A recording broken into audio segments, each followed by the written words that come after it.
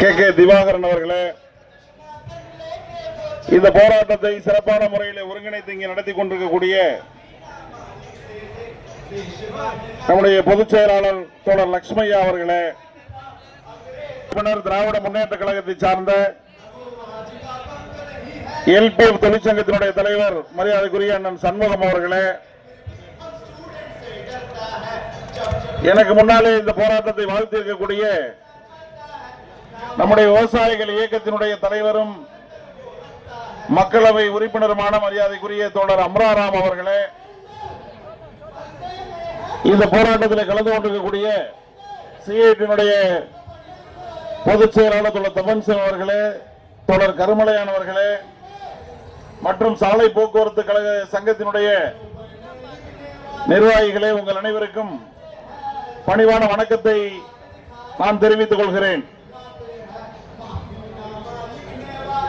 India முழுவதும் கிட்டத்தட்ட ஒரு 4 கோடி பேர், 4 கோடி வாகனங்கள் இன்றைக்கு சாலை போக்குவரத்து துறையிலே இயங்கிக் கொண்டிருக்கிறது.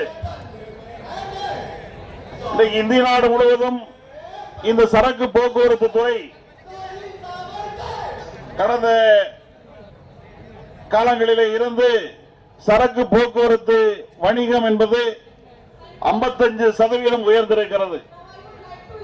அதிலே குறிப்பாக இன்றைக்கு ரயில் போக்குவரத்து, சாலை போக்குவரத்து வளர்ந்த அளவுக்கு ரயில் சரக்கு போக்குவரத்து வளரவில்லை என்று நாங்கள் எல்லாம் குற்றம் சாட்டிக் கொண்டிருக்கிறோம்.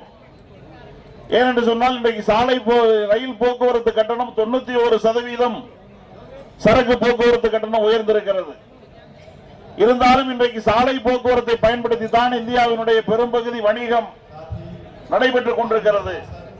இந்த பெட்ரோல் டீசல் விலை உயர்வுக்கு மத்தியில், டோல்கேட் கட்டண உயர்வுக்கு மத்தியில் இந்த சாலை போக்குவரத்து கட்டணம் தான் இன்றைக்கும் வணிகத்திற்கு உதவி செய்யக்கூடிய ஒரு துறையாக இன்றைக்கு சாலை போக்குவரத்து துறை இருந்து கொண்டிருக்கிறது.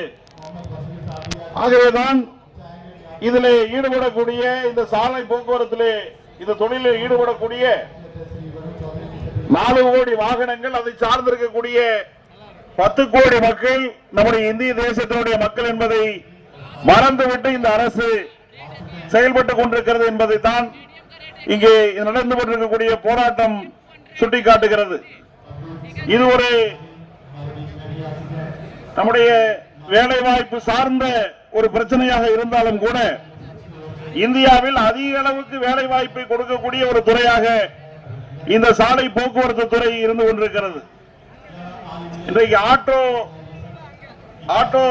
ஓட்டுவதிலிருந்து துவங்கி மினி வேன் ஓட்டுவதிலிருந்து மிகப்பெரிய சரக்கு லாரியிலிருந்து இன்னைக்கு மக்களை ஏற்றி செல்லக்கூடிய பஸ் உள்ளிட்ட போக்குவரத்து சாதனங்களிலிருந்து இது அனைத்திலுமே ஈடுபடக்கூடியவர்கள், அதை சார்ந்திருக்கக்கூடிய குடும்பங்கள் மட்டுமே கிட்டத்தட்ட 10 கோடி குடும்பங்கள் இன்றைக்கு இருந்து கொண்டிருக்கிறது என்பதை இந்த அரசு கவனிக்க மறுக்கிறது.